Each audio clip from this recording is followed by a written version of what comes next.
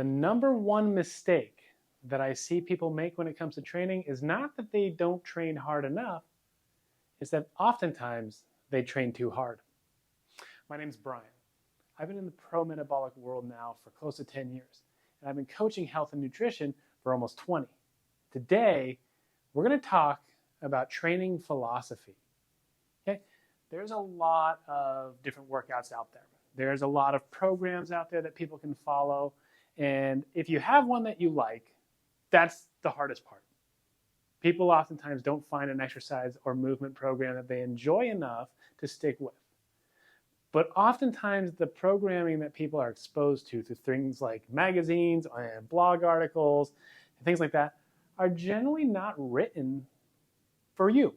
They're generally written by people that are more healthy, more fit, have more training experience, and they're not necessarily written for the person that doesn't have 20, 30 years of gym time under their belt.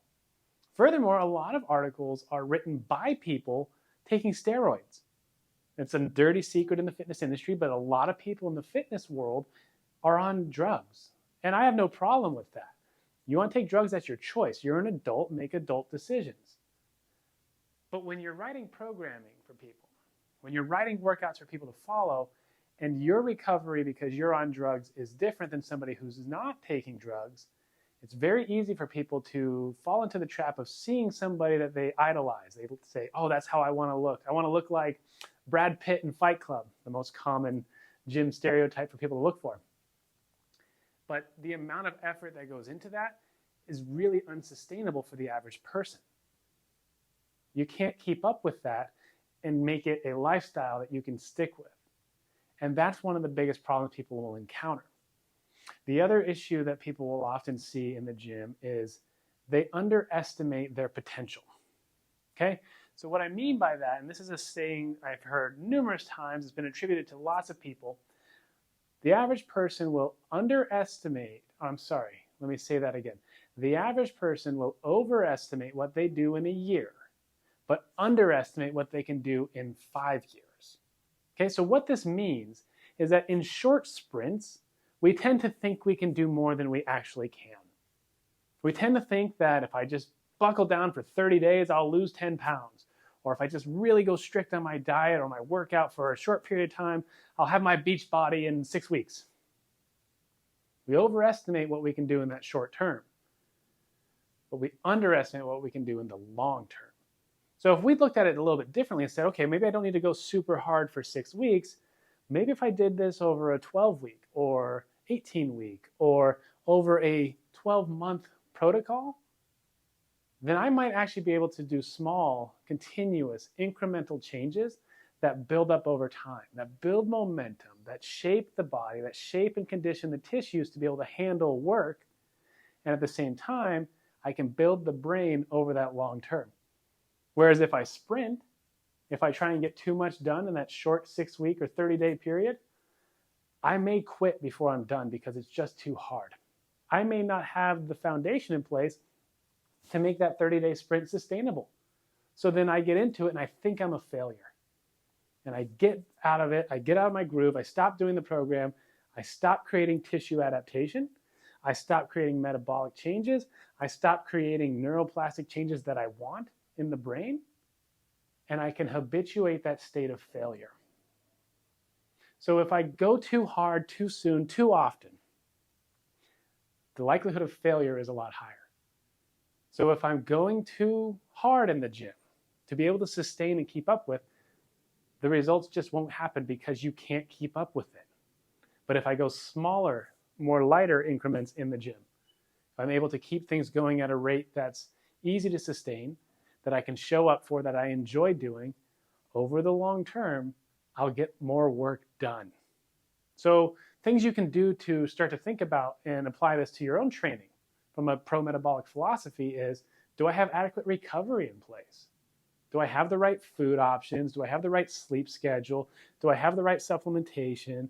Do I have the right overall training model that doesn't tax me too much? So if I have adequate recovery availability, I can then sustain that workload over the long term.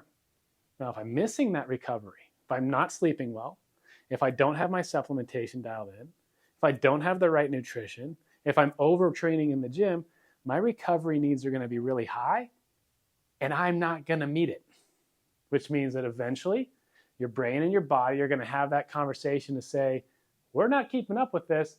Let's pump the brakes. Let's demotivate this guy so that he stops going to the gym. Let's make it so she stops working out because we can't sustain the workload she's giving us. And that's the conversation that happens inside your body if you're overdoing it. So what we want to make sure is that your recovery is in place. Now, from a training side of things, other parts that you might want to look at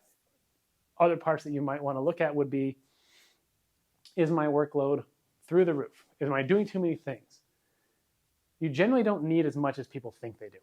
So if you think, I have to work out for an hour or it's not worth it, or I have to do a CrossFit workout 4 days a week or I'm not going to see any changes. That's not how physiology works. Okay? Let's think about this for a second. If you have to go to failure every time you train to see any sort of adaptation, that's a terrible biological model to follow. That means in nature, in order for a tiger or a lion to get their prey, to hunt, they would have to go to failure every single time. We don't want to train to fail. We don't want to train to fail. We want to do just enough to see the adaptations necessary to accomplish the goal. Anything excess of that is wasted effort and wasted time, wasted energy, wasted resources. So instead of thinking about training from the standpoint of I want to do as much as possible to see how much I can endure, to see how much I have to keep going and keep going and keep going, a better model is to see how little you can do to see the results you want. So think about that for a second. If having to do 10 sets of chest exercises is what it takes to build your chest, that's weird. That it shouldn't be that hard for you to build muscle. Something else is missing. But if I start looking at, well, what kind of growth in my chest development was my goal? What kind of growth in my chest do I experience from doing just one set per workout? Okay, well, didn't see any change there. What about 2 sets? Okay, didn't see any change there. What about 3 sets? Okay, now I'm starting to see a change. Well, if you start to find what your work level tolerance is, stay there. Stay on that minimum side of things because you're shying on the side of recovery being adequate. But if you overshoot that and you have no basis of what your minimum is that you need and you're just over here in max out land, you're going to run into problems where resource demand outpaces resource availability. The closer you get to that minimum effective dose, the better off your training and recovery is going to be. And easier it's going to be for you to reach your goals and keep them. Because you're less likely to get hurt, you're less likely to quit, you're less likely to stop and not show up anymore, and you're more likely to be able to see this through over the long term to see where you end up when you're older. So I share that with you because I've seen that a lot lately in the industry. And we kind of go in ebbs and flows in the fitness industry. And there are periods of time where people are all about high intensity interval training, short workouts, high intensity stuff. And then they get more sane and reasonable. And then they swing back up that pendulum to super high, intense, crazy stuff. And we're kind of on this upswing right now. And I hope that you hear this before you end up falling for that trap, because that will be the point where a lot of people break. Because most people aren't going to be able to sustain that, because most programming ideas are written by people that are already there and assume that everyone down here should be there too. That's not how physiology works. So please think more about what your long-term goals are, and let's make a long-term strategy to get you there over the long haul that doesn't require you going in and day out and beating yourself up to get there. If it's too hard to do, people just won't do it. We got to find how easy we can make it so that you'll show up every time and be successful every time. That's the level of intensity to aim for. Anything above that, it's a waste of time and energy. So hopefully this came across. Hopefully you understand that point. I know this is a little bit deeper of a conversation. Let me know in the comments below if you have any thoughts, comments, questions, concerns. Subscribe to the channel, like this video, share it with somebody who needs to hear it. I will talk to you soon. Take care.